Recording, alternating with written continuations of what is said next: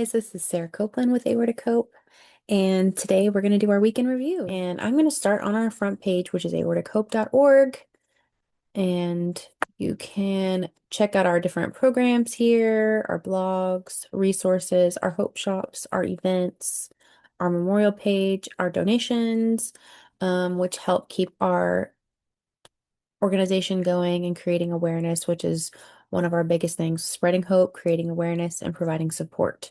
We are a community of aortic disease survivors and caregivers who just want to share our stories and help people share theirs and spread awareness, because the number one thing is awareness saves aortas, period. ASAP.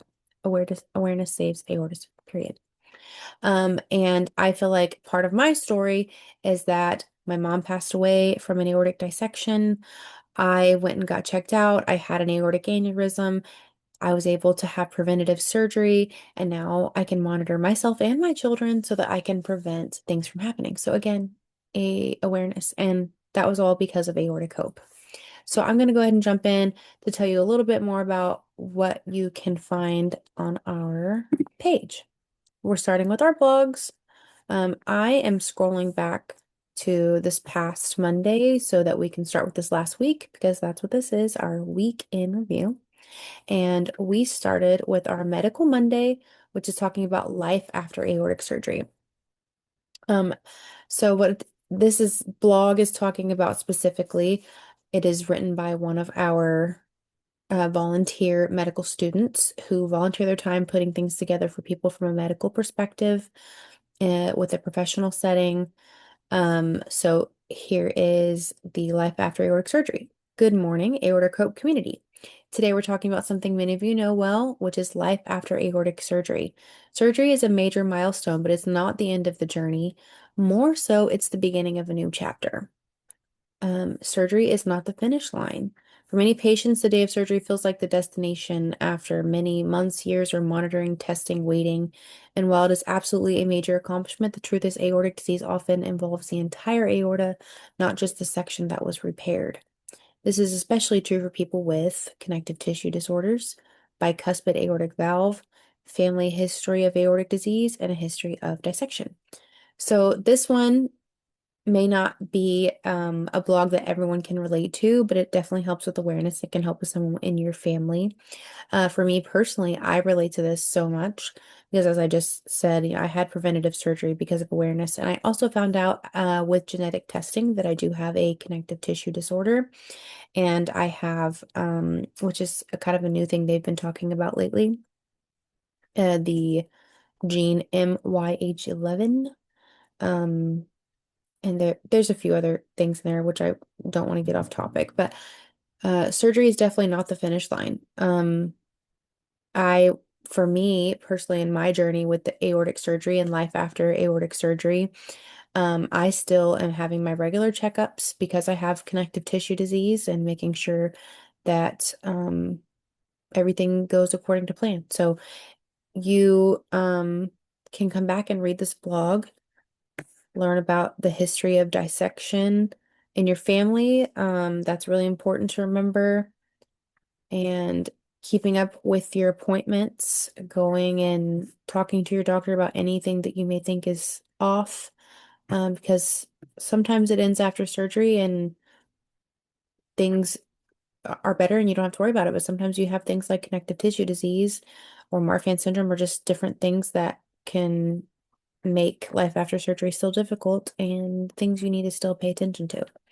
So after aortic surgery, regular CT scans become a long-term part of your life. And the goal is simple: catch any early changes before they become emergencies. Typical surveillance schedule. So first CT, often around 1 month after surgery. Easy follow-up 6 months and 1 year. And then long-term, usually every 1 to 2 years, depending on your situation. And your surgical team will make a personalized schedule based on your diagnosis. All right, so we're going to jump over to which normally would be called Topic Tuesday. And this one is a May recap: aortic dissections, surgery, and life beyond survival.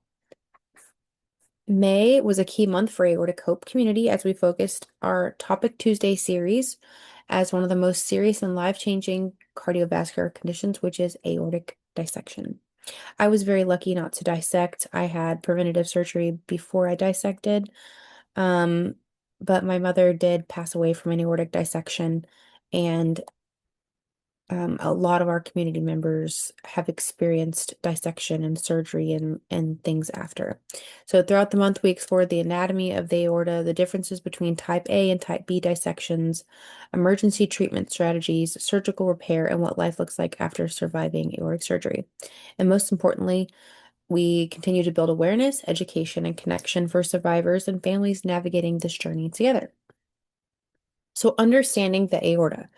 We began the month by revisiting the anatomy of the aorta itself, the body's largest artery and the main vessel responsible for carrying oxygen-rich blood from the heart to the rest of the body.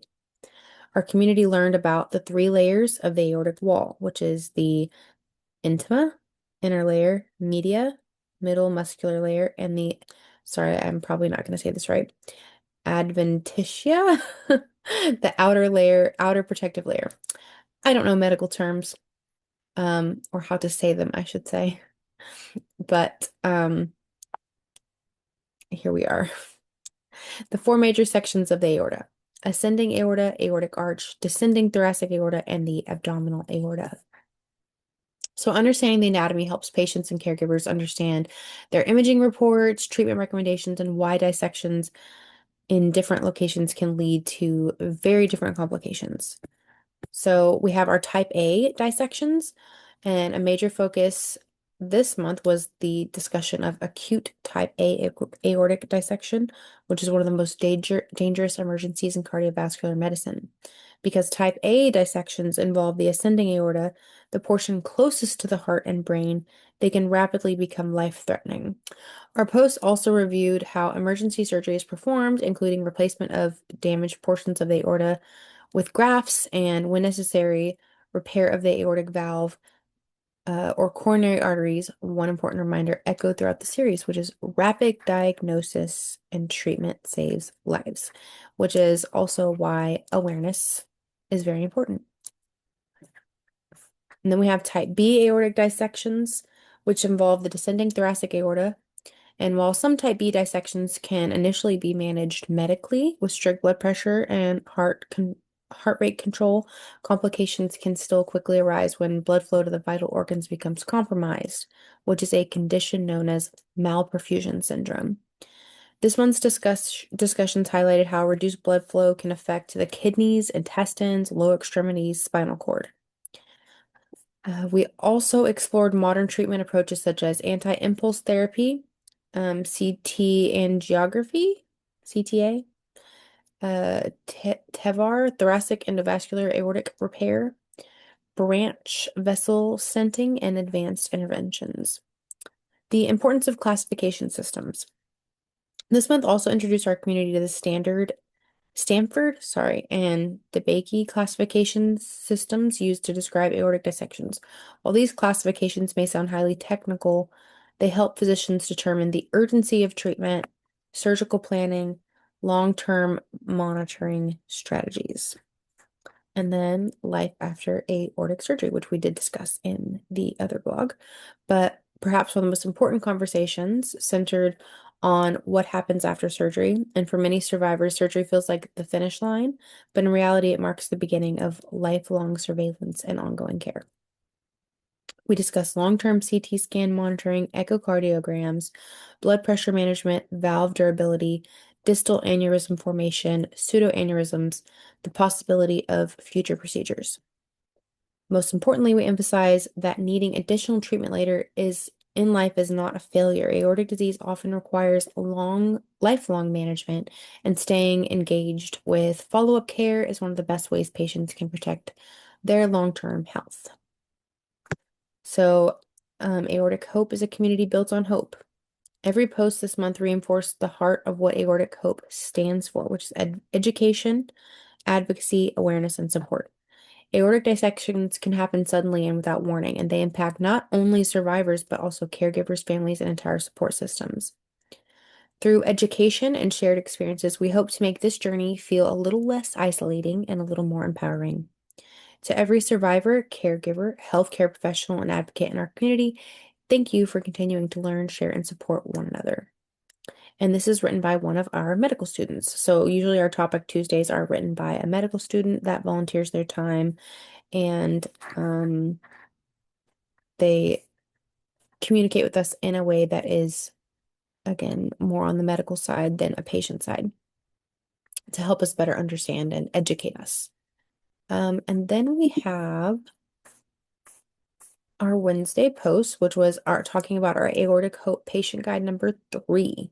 So, number 3, we're really hoping to focus more on our patient stories, our survivor stories, and for the 10 years that Aortic Hope has been around, we have been doing Survivor Series, which is powerful stories through our Survivor Series stories that educate and comfort and kind of give people something they can relate to when they're going through it, no matter which side of this they're on, being a caregiver, a survivor, or a patient.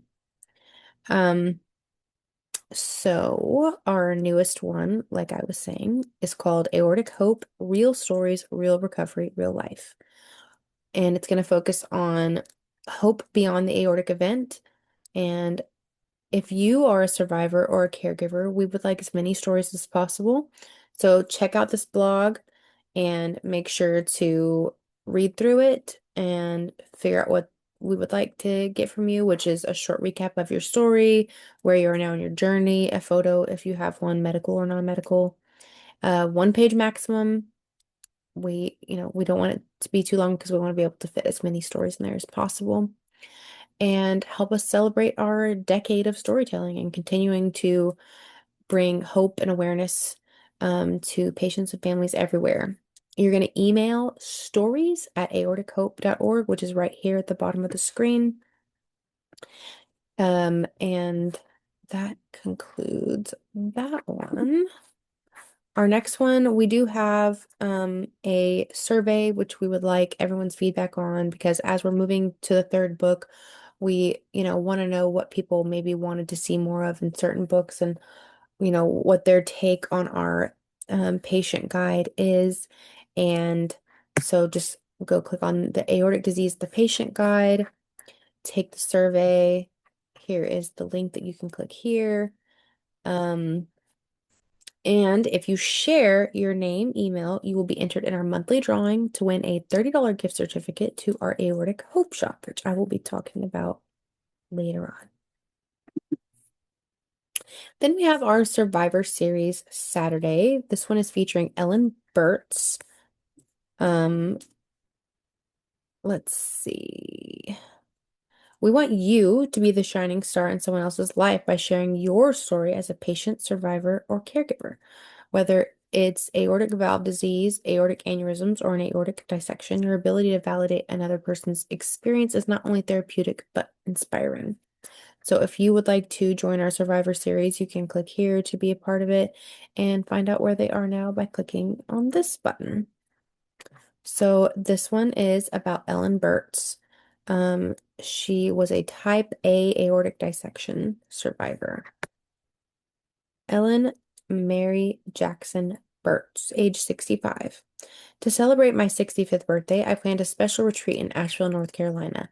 The place, Soham Mountain Healing Resort, where I would enjoy Ayurvedic treatments, meditation, yoga, vegan cuisine, and special care for 7 days.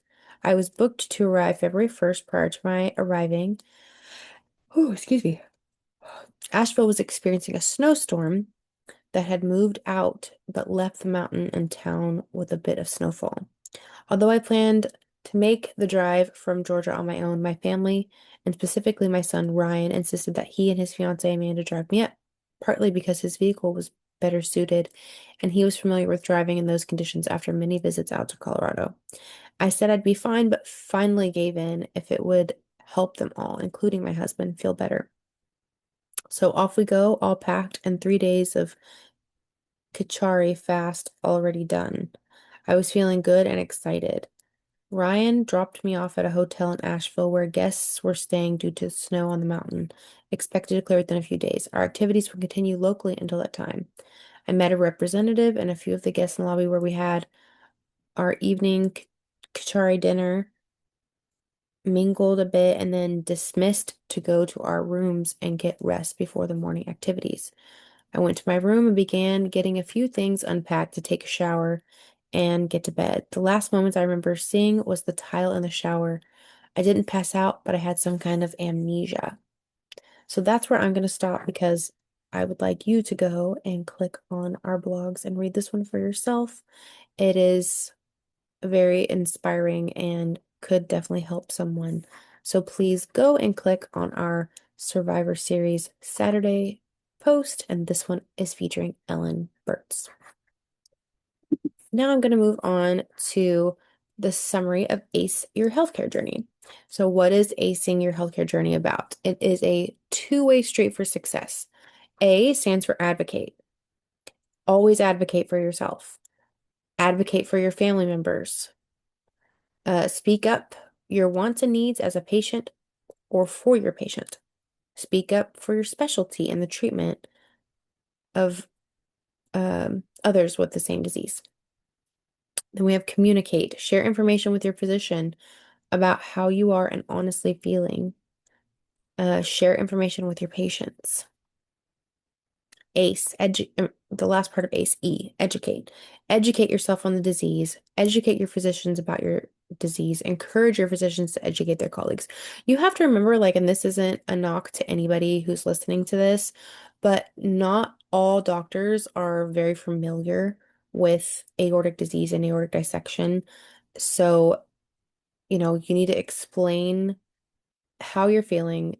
If it's, not right, make sure to advocate for yourself. Request that you get a referral if you need one for a cardiothoracic surgeon, or CT scans, just all the things. Know what you need, know what to ask for, and ace your healthcare journey by following these: advocate, communicate, educate.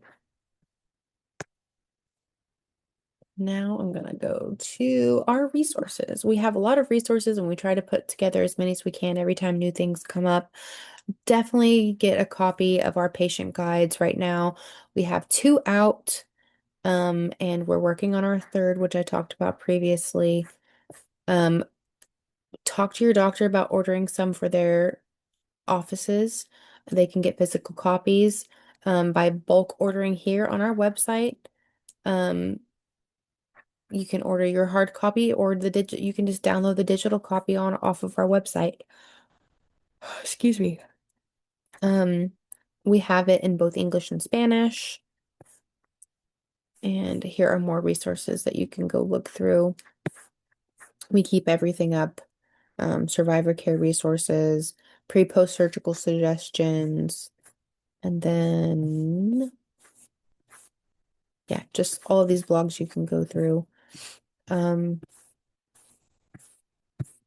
More of our resources. And as I said, we're working on our website so we can add more things there.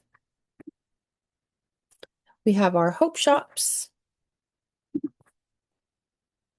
And our hope shops, sorry. Here we go. Our hope shops is where you can get your swag. We have some things that are really neat to have, like our seat belts. We call them help belts. You can open them up on the inside and write about your specific thing that you're dealing with your aortic disease, whether it be thoracic aortic, abdominal, just all aortic disease awareness. And you can order that right here with our Aortic Hope swag order. We have magnets, we have stickers, and then we have our spread shop, which is t-shirts, hoodies, aprons, stickers, mugs, water bottles, etc. Go click on that link and check out what all we have there. And that is going to be right here for this with this button, Hope Shops.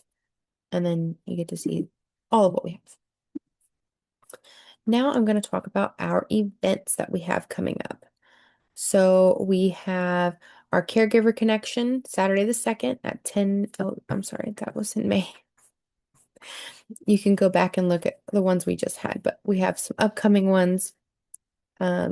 Week in review with me. Then we have our AHTV Aortic Athletes coming up on the 1st at 6 p.m. Aortic Hope Support Group, Tuesday the 2nd at 12. Our Canada Support Group, we are worldwide, Wednesday the 3rd at 6 p.m. Then we have our Caregiver Connection, Saturday the 6th at 10 a.m. And then Aortic Kitchen with Chef Rob and Mindy.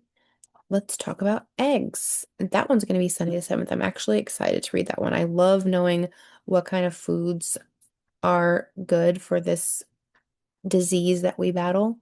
And Chef Rob is and Mindy are great. So definitely check that one out Sunday the 7th at 3 p.m. You can look at all of our upcoming events on the events page. Um, so you can schedule out in advance what you might want to take a look at and see what all we have coming up. Then we have our memorial page, which is the Greg Aaron Greenberg Memorial page for Aortic Hope. Here is where you can make a donation in your loved one's name, and we will memorialize them for you here on our wall. So, and you can go take a look at past ones and just hear all their different stories and know their names and just hear about some of the people that have gone through aortic disease. So that concludes our week in review. Make sure again to go check out aortichope.org. We have our Facebook page and our Instagram, our LinkedIn, all of our other platforms that you can check out. You can also subscribe to our mail on our website and make a donation to help spread awareness. Thank you guys for tuning in to our week in review, and we look forward to talking to you next week. And now a sponsor shout out to Cook Medical, Edwards Life Sciences, and Heart Valve Voice USA. Thank you for helping Aortic Hope spread awareness in 2026.